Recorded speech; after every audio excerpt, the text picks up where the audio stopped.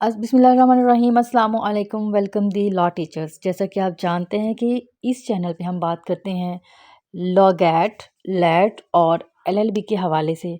तो जो लोग मेरे चैनल पर नए हैं और उन्होंने अभी तक मेरे चैनल को सब्सक्राइब नहीं किया तो वो जल्दी से मेरे चैनल को सब्सक्राइब कर लें और बेल आइकन के बटन को दबा लें ताकि आने वाली हर एक लेटेस्ट वीडियो उन तक आसानी से पहुंच सके।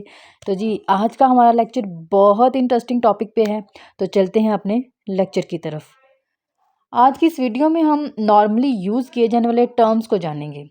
इनमें क्या डिफरेंस है ये समझने की कोशिश करेंगे। आई प्रॉमिस इस वीडियो के एंड तक ये सारे टर्म बहुत अच्छे से समझ में आ जाएंगे। इन्हें कब यूज़ करना है, कब यूज़ नहीं करना है ये भी समझ में आ जाएगा।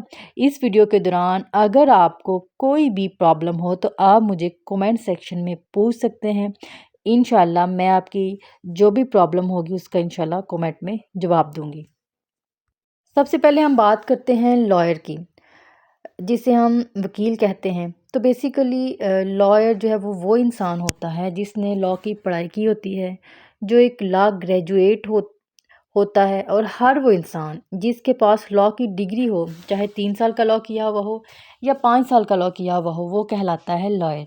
क्या सिर्फ एक वकील होने से, एक लॉयर होने से आप अपने क्लाइंट को कोर्ट में रिप्रेजेंट कर सकते हैं? क्या आप उनके केसेस कोर्ट में लड़ सकते हैं? नहीं, आप उनके केसेस कोर्ट में नहीं लड़ सकते। अब जो हमारी सेकंड टर्म है वो है बैरिस्टर। तो इसी तरह जो बैरिस्टर है वो लॉयर से सिमिलर है, जो कि इसका दूसरा टर्म है। अब अगर आपने जो अपना लॉ है, एलएलबी की डिग्री है वो पाकिस्तान से की है तो आप वकील हैं। और अगर आपने अपनी एलएलबी की डिग्री इंग्लैंड से की है तो आपने वहाँ से लॉ की स्टडी की है तो आप बन जाते हैं जी बैरिस्टर। तो सिर्फ टर्म्स डिफरेंट यूज़ करते हैं, दोनों का मतलब एक ही है। और हाँ, लॉयर की तरह बैरिस्टर भी क्लाइंट को कोर्ट में रिप्रेजेंट नहीं कर सकता, उनके केसेस नहीं लड़ सकता है। जो एक लॉयर है, एक बैरिस्टर है, ये दोनों इन दोनों ने लॉ की स्टडी की है, ये कोर्ट में रिप्रेजेंट नहीं कर सकते अपने क्लाइंट्स को। अब हम इसकी तीसरी टर्म की बात करते हैं जी, एडवोकेट। जब एक लॉयर अपने आप को बार काउंसिल में इनरोल करवा लेता है तो जी वो बन जाता है एडवोकेट। तो मान लीजिए आपकी लॉ की डिग्री मुकम्मल हो गई है, तो फिर आप क्या करेंगे? आप पंजाब बार काउंसिल का लॉ गैट का टेस्ट, जिसे हम ग्रेजुएट असेसमेंट टेस्ट कहते हैं, वो देंगे, जिसे पास करने के बाद आप बार में इनरोल होंगे और फिर वहाँ से आपको पंजाब बार प्रैक्टिस करने का लाइसेंस ग्रांट करेगी। फिर आप लॉयर से प्रमोट होकर एडवोकेट बन जाएंगे। तो बेसिकली जब कोई भी इंसान अपने आप को एडवोकेट बनाता है तो इसका मतलब ये हुआ कि उसके पास प्रैक्टिस करने का लाइसेंस है, वो लोगों को कोर्ट में रिप्रेजेंट कर सकता है, वो कोर्ट में केसेस लड़ सकता है। ये ही बेसिकली डिफरेंट होता है लॉयर और एडवोकेट का। जो एक लॉयर होता है उसके पास सिर्फ लॉ की डिग्री होती है और वो कोर्ट में केसेस नहीं लड़ सकता। और जो एडवोकेट होता है वो बार काउंसिल में इनरोल होता है और उसके पास कोर्ट में प्रैक्टिस करने का लाइसेंस होता है। तो अभी आपको एडवोकेट और लॉयर का जो बेसिक डिफरेंस है वो समझ में आ गया होगा। तो अब हम 3 टर्म देख लेते हैं। Advocate, senior advocate, advocate on record.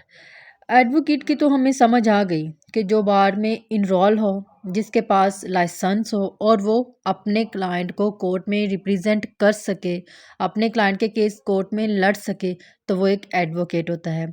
अब सीनियर एडवोकेट और एडवोकेट ऑन रिकॉर्ड, ये जो दो टर्म्स हैं, हम इन्हें सेपरेटली डिटेल से पढ़ते हैं और इन्हें समझने की बेहतरीन कोशिश करते हैं। तो हम बात करते हैं सीनियर एडवोकेट की। तो जो सीनियर, ये डेजिग्नेशन हाई कोर्ट या सुप्रीम कोर्ट उन एडवोकेट्स को देती हैं जिनके पास अच्छा खासा एक्सपीरियंस और नॉलेज हो। तो मतलब वो लोग जिनके पास 10 साल से ज़्यादा की प्रैक्टिस हो, बहुत सारे केसेस में वो अपीयर हुए हों और कितने उनके फेवर में केसेस हुए हैं और कितने उनके अगेंस्ट, ये सब कुछ देख कर डिसाइड किया जाता है। एक दफ़ा जब कोई एडवोकेट सीनियर बन जाता है तो डेफिनेटली जो उसकी फ़ीस है वो भी बढ़ जाती है। बेसिकली सीनियर एडवोकेट का जो डेज़िग्नेशन है वो उसके नॉलेज और ईयर्स ऑफ एक्सपीरियंस को देखकर दिया जाता है। और उसकी जो एलिजिबिलिटी है वो है, उसकी जो एज है वो 45 years of age, and other one is practice as an advocate not less than 20 years. वो इंसान, वो एडवोकेट जिसकी 45 ईयर्स एज हो और उसका जो एक्सपीरियंस है as an advocate not less than 20 years हो। अब जी नेक्स्ट बात करते हैं हम एडवोकेट ऑन रिकॉर्ड की। एडवोकेट ऑन रिकॉर्ड, क्या आपको पता है सुप्रीम कोर्ट में सिर्फ एक ही advocate on record case file कर सकता है जर्नली। हर कोर्ट के अपने कुछ रूल्स, रेगुलेशंस, फंक्शंस और प्रोसीजर होते हैं। इसी तरह सुप्रीम कोर्ट के भी अपने कुछ रूल्स होते हैं। तो अगर कोई भी सुप्रीम कोर्ट में आ जाएगा तो डेफिनेटली सुप्रीम कोर्ट का जो टाइम है वो वेस्ट हो सकता है। इसलिए सिर्फ वही लोग जो एडवोकेट ऑन रिकॉर्ड में रजिस्टर्ड हैं, सिर्फ वही लोग सुप्रीम कोर्ट में केस फाइल कर सकते हैं। अब देखिए, केस ड्राफ्ट चाहे कोई भी कर सकता है, यहाँ तक कि आर्ग्यू केस भी कोई भी कर सकता है। सिर्फ फाइलिंग के लिए ये एक रिक्वायरमेंट कह लें या एक रिस्ट्रिक्शन कह लें जो कि सुप्रीम कोर्ट ने दी हुई है कि सिर्फ वो एक एडवोकेट ऑन रिकॉर्ड ही कर सकता है, क्योंकि सिर्फ इन्हें ही ये पता होता है कि सुप्रीम कोर्ट कैसे फंक्शन करती है, इसके रूल्स क्या हैं। अब क्वेश्चन ये है कि जी एडवोकेट ऑन रिकॉर्ड जो है वो कैसे बना जाता है।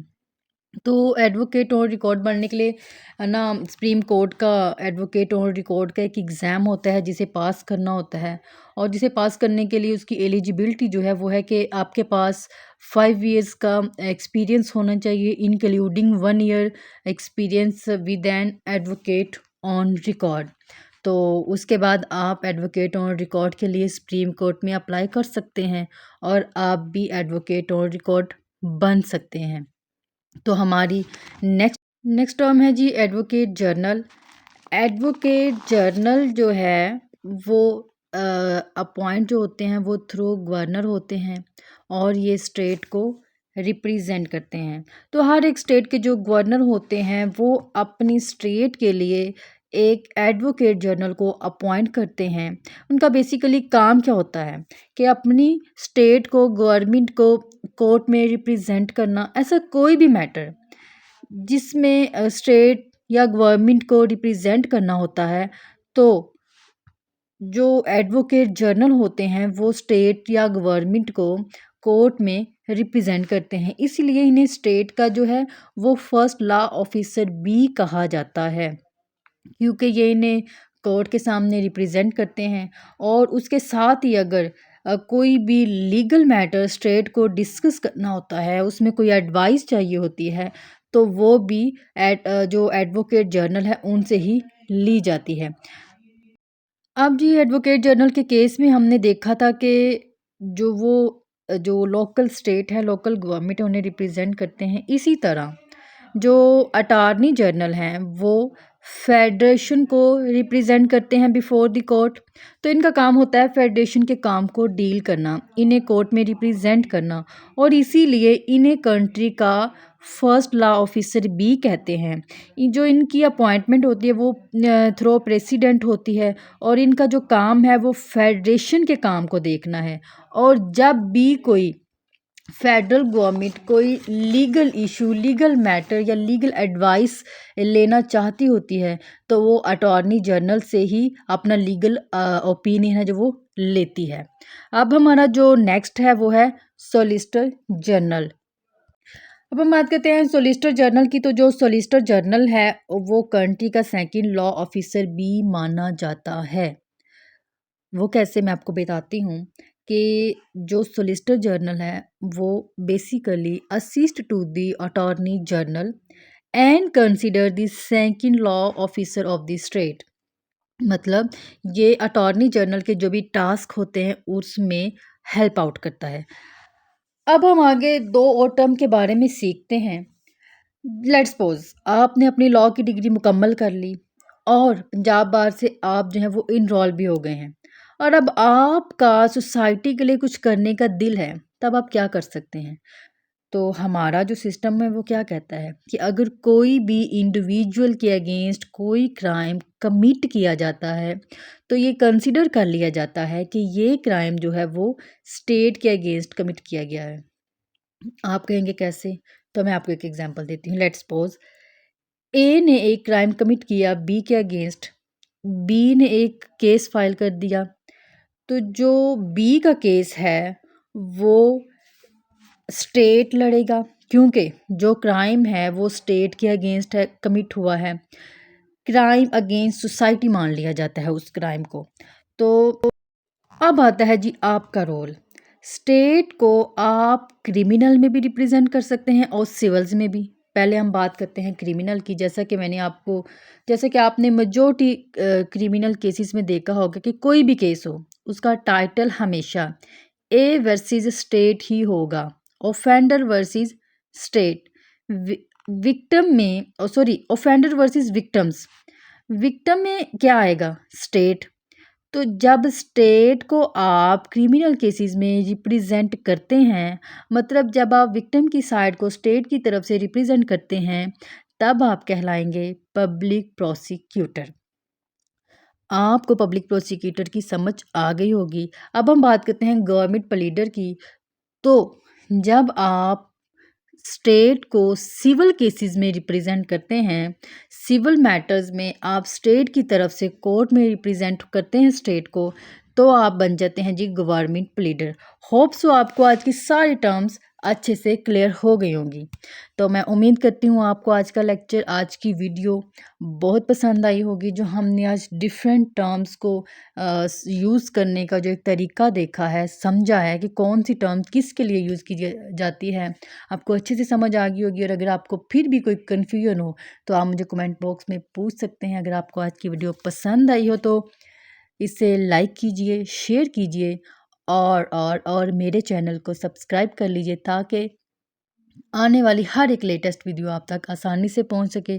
तो जी अब मिलेंगे अगली वीडियो में एक नए अच्छे टॉपिक के साथ इंशाल्लाह। तब तक के लिए अपना बहुत सारा ख्याल रखिएगा और मुझे अपनी दुआओं में याद रखिएगा। अल्लाह हाफिज़।